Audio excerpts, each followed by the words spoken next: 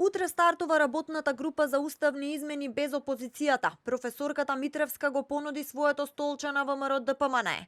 Во изјава за телевизија 24 Митревска ги отфрли обвинувањата на опозицијата дека одржува блиски релации со официјална Москва. Вели дека нејзините академски студии ги поминала таму проучувајќи го политичкиот систем и го понуди своето место во експертската група на ВМРО ДПМНЕ.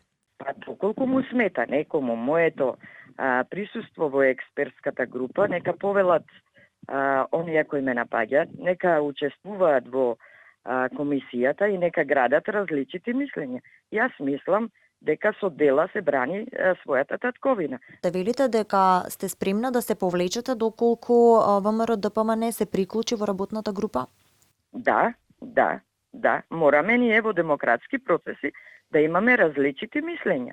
Телевизија 24 побара став од ВМРО ДПМНЕ. Дали партијата во последен момент ќе се предомисли и ќе го пополни столчето кое Митревска го понуди. Но одговорот кој го добивме е дека темата уставни измени за нив е завршена. Од Министерството за правда пак за телевизија 24 потврдија дека утре во просториите на Министерството ќе се одржи конститутивна седница на работната група за иницијативата за уставни измени.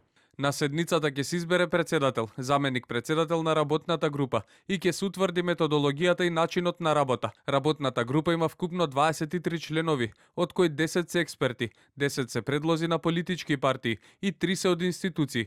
Предлагач на уставните измени е владата, а Министерството за правда е телото, кое е задолжено да ја подготви предлог иницијативата. Откако ќе се подготват измените, предлогот ќе ги помине сите работни тела во рамките на собранието. Експертите пак со критики велат дека се прави грешка во чекори. Прво се формира комисија, а нема во собранието постапка.